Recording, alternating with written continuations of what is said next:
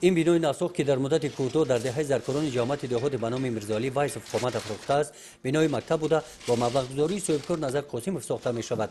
همچون صاحبکار او سیاست اجتماعی حکومت را دستگیری نموده در آبادانی این گوشه تاجیکستان سهم ارزنده خود را میگذارد.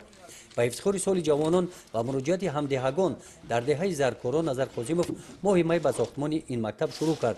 عین زمان ساختمان مکتب با سرعت ادامه دارد. این همه بهبودی نیت نیکی جناب عالی سرور ملت پرزیدنت جمهوری تاجیکستان محترم امامی شریف رحمانov با همین مناسبت من با یک خلاصه اومدم که کم هم باشد مایده هم باشد یک آبادی ملت و آبادی دستگیری همین سرزمین همین قشلاقی در اینجا ما تولد شدیم و در اینجا زندگانی کردیم دستگیر و همین نیت قطعی ما اونجا قدم می‌دیم.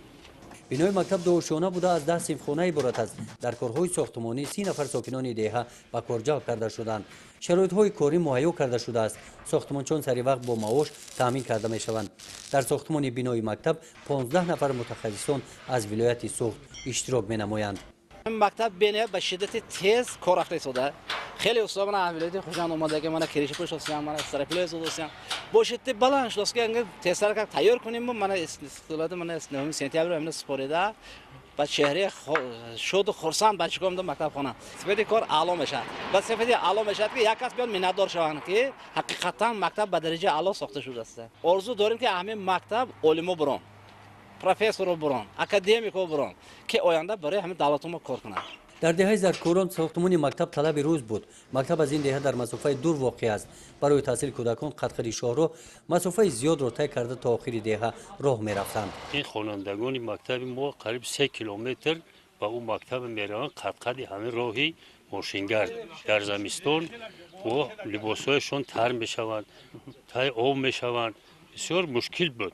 حالا که برای همین ما در نزد حاجی وظیفه گذاشتیم که در همین زادگاه همین یک مکتبی میسازی که اقلا راهی همین خوانندگان ما از راهی اسفالت پوشی مرکزی برها بیاید و در پدر مادر خوانندگان ما خود را آرام حس کنند برای فرزندانشان به مکتب رفتن. موافق نقشه ساختمان بینای این مکتب ماه اوگوست به انجام رسیده صاحبکار نظر قاسمov کلید مکتب را به ساکنان دهه زرکاران و شعبه معارف ناحیه تحفه میکند.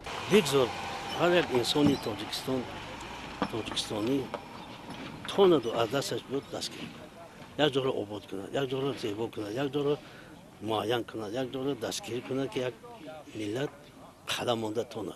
فرزند ملت مکتب خوانده تواند. و همین نیت ما هم ملت را امروز جامعه عمل بشد. همین نیت قطعی ما قدم می‌دهیم. نظر قاسمov همچون صاحبکار در روش ساحه معارف و ساحه تندرستی ناحیه مومن‌آباد هم سهم ارزنده خود را گذاشته است.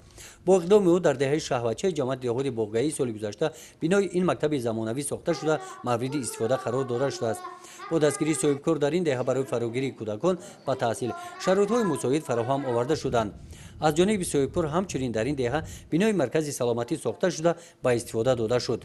مؤسسه ما سال 1992 با اصول هشر ساخته شده بود که از 2 صنفخانه عبارت بود و برای تعلیم و تربیت فرزندان نسل نورس تنقیصی بود و ما شکرانه از آن میکنیم که با تشبث پیشوای ملت اساسگذار صلح و وحدت امام علی رحمان صاحبکاران برای ساختن هر گونه انشاءات سهم گذاشتند و خوشبختانه صاحبکار محلی حاجی نظر قاسمov در دهه ما هم چون یک مؤسسه زمانوی و یک بنگاه طبی ساخته داد که وضع تعلیم تربیت خوانندگان را باز هم بهتر گردانید. سال 2017 هم صاحبکار تصمیم گرفته است که برای فصل زمستان با گرمی تامین نمودن صنفخانه‌ها و حجره‌های مرکز سلامتی در اینجا بوخانه می‌سازد.